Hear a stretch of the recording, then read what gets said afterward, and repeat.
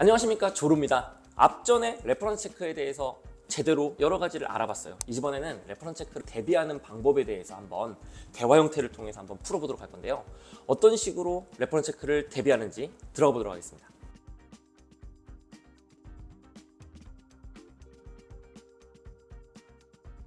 첫 번째 질문은 우리가 저번 시간에 오픈 레퍼런스에 대해서 들었어요. 보통 레퍼런스 체크를 하게 되면 5명 정도 내가 원하는 사람을 딱 지정해서 내게 되는데, 제가 제일 궁금했던 거는 그 5명들이 진짜 나에게 좋은 얘기만 해줄까요? 혹은 그 레퍼런스를 조사하시는 분이 나의 단점까지 파고들면서 결국에는 그분들한테 안 좋은 얘기가 나오게끔 유도를 하실까요?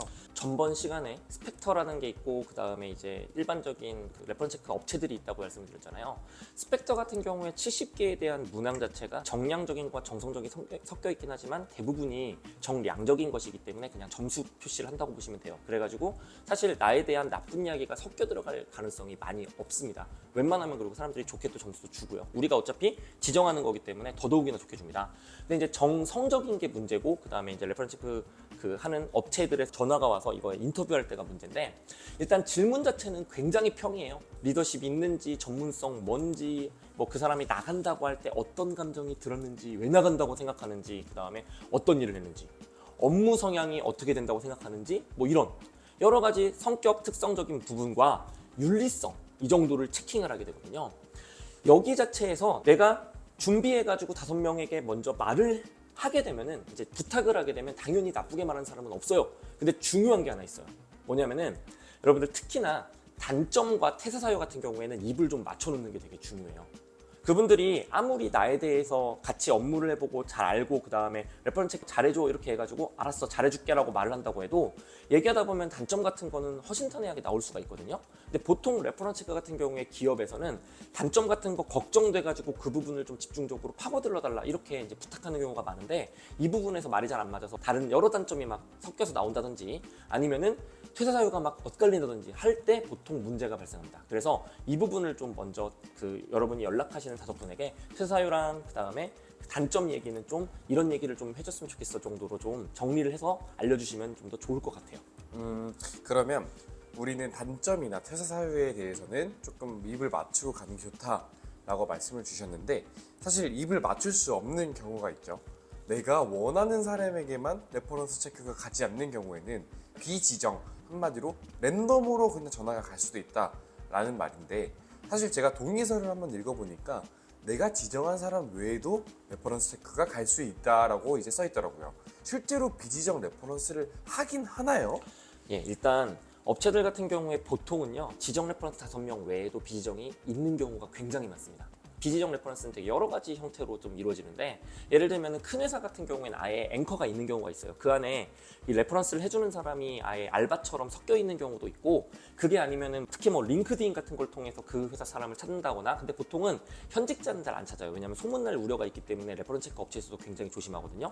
보통 퇴직자를 찾거나 아니면은 본인들이 아는 사람을 통해 가거나, 이런 식으로 해서 비지정이 이루어집니다. 실제로 그래서 레퍼런스 체크에서 떨어지는 경우는 대부분 지정보다는 비지정이 훨씬 더 많아요. 그래서 하긴 한다. 그렇지만 뭐 모든 때 하는 건 아니지만 하는 경우 많이 봤다, 이렇게 말씀드리고 싶습니다. 물론 조론님께서 예측할 수 없다라는 건 알지만, 비지정을 했을 때 나에 대해서 안 좋게 얘기할 수 있는 확률도 충분히 많이 존재할까요?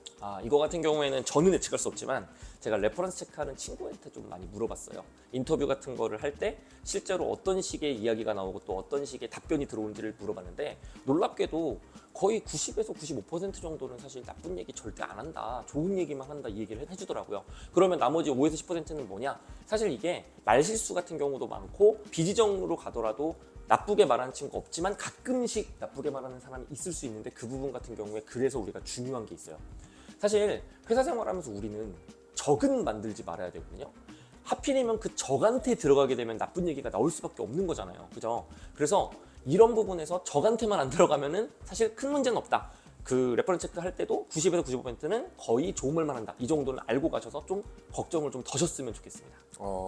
근데 제가 제일 걱정됐던 거는, 비지정을 할 때 나를 충분히 싫어할 수 있는 사람들도 꽤 있을 수 있잖아요.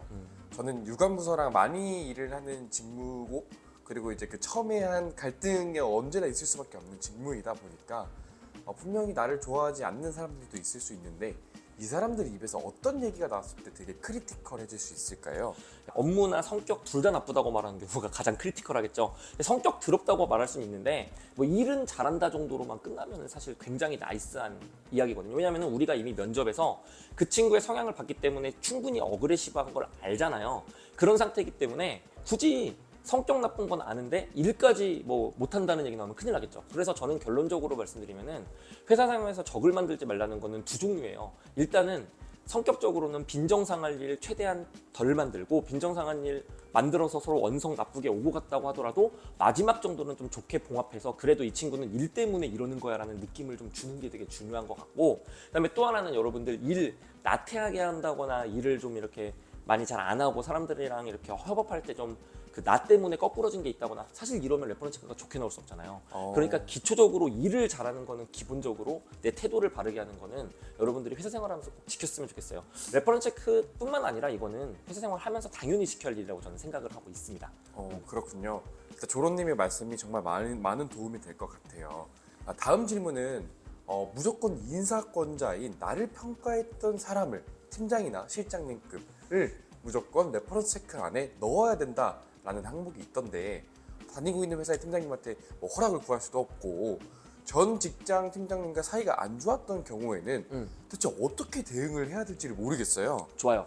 이게 아마 제일 큰 고민이실 텐데 저는 이렇게 말씀드리고 싶어요. 일단은 첫 번째는 팁 자체는 팀장님이나 실장님 거시는 건 좋은데 이분을 꼭 내 팀장님을 걸 필요는 없어요. 무슨 얘기냐면 여러분들 회사 생활하면서 옆 팀장님이나 다른 팀장님이랑 그래도 친하게 지냈던 분들 있잖아요. 그래가지고 서로 좀 약간 이야기도 좀 많이 나누고 이랬던 분이 있으면은 그분한테 찾아가서 부탁을 하세요. 무슨 얘기냐면은 죄송한데 제가 레퍼런스 체크를 하려고 하는데 솔직히 우리 팀장님 무섭잖냐, 그리고 소문나면 어떻게 하냐, 대신 해주셔가지고 좀 내 팀장님 이거 좀 말해달라, 이런 식으로 말하시면 좋은데, 물론 이거는 여러분들 당연히 페인트기 때문에 그 공식석상에서는 이렇게 할 거라 말씀을 하시면 안 되고 몰래 하셔야겠죠. 그래가지고 그 팀장님이 어차피 회사 팀장님이기 때문에 대충 내용을 되게 잘 안단 말이에요. 주간회의 같은 데서 우리 팀장님이 말하는 것도 보기도 했고, 그래서 그분이 잘 말해주실 거다. 그다음에 두 번째로는 만약에 내가 지금 팀장님이랑 사이가 안 좋거나 아니면은 팀장님이랑 친한 사람도 없고 아니면 예전 팀장이랑 사이가 안 좋다 이런 경우 있잖아요. 저는 이럴 때는요, 대놓고 레퍼런스 체크 업체한테 그 사실을 얘기하라고 좀 말씀을 드려요. 뭐냐면 내 퇴사 사유 자체가 우리 지금 팀장님이다, 너무 이런 부분이 너무 힘들고 어려워가지고 내가 퇴사를 하는 건데 레퍼런스 체크가 들어가면 당연히 나쁜 말이 나오지 않겠냐, 이분은 피해달라고 말하면은 보통 레퍼런스 체크 업체에서도 그 부분을 정산천작해가지고 다른 분으로 대체하려고 다시 요청이 들어와요. 그래가지고 피평가자 아닌 분들 5명으로 한다거나 이런 식으로 할 수도 있기 때문에 여러분들이 레퍼런스 체크 자체에서 너무 그쪽이 철벽이어서 뭐 바꿀 수 없다 이렇게 생각하지 마시고 많이 요청을 하시고 좀 사정을 얘기하시고 이런 식으로 좀 약간 꺾어가지고 다른 사람을 하는 방식으로 유도하시면 좀 좋을 것 같습니다. 그렇군요. 저는 사실 이 질문들에 대해서 모든 걱정들이 좀 해소된 부분이 있는 것 같아요. 근데 제가 얘기를 듣다 보니까 레퍼런스는 정말 내가 살아왔던 나의 행동들에 따라서 많이 좌지우지가 될 것 같긴 하다라는 생각이 드는 약간 하루였던 것 같습니다. 그래서 오늘은 레퍼런스 대처하는 방법에 대해서 말씀을 주셨는데 마지막으로 저희에게 조언을 주실 만한 사항이 있으실까요? 꿀팁 하나 전수하고 가겠습니다. 이거 같은 경우에는 여러분이 말씀을 좀 잘 하셔야 되는데 그 비지정은 어쩔 수 없어요. 지정은 활용할 수 있는 꿀팁이 어떤 이유를 붙여서라도 좀 약간 쿠셔너를 섞어가면서 그 지정 레퍼런스 체크 하시는 분들에게 녹음을 해달라고 하세요. 그 이유가 뭐냐면은 여러분들 누군가가 내 이야기를 듣고 있고 심지어 내가 평가하는 사람이 나중에 듣는다고 생각하면 말 어떻게 되겠어요? 당연히 조심해질 수밖에 없잖아요. 당연히 대놓고 녹음해달라 그러면 되게 부담스러워하죠. 그게 아니라 뭐 이런 식으로 얘기하는 거죠. 레퍼런스 체크 너무 궁금해.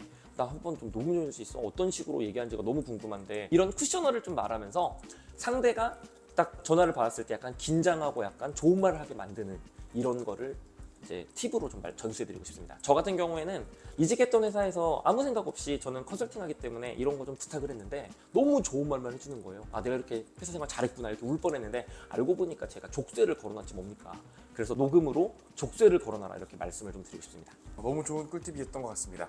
오늘 레퍼런스에 대한 대응 방법에 대해서 알아봤는데 저희가 또 다음에는 더 유익한 영상으로 찾아올 수 있도록 하겠습니다. 감사합니다.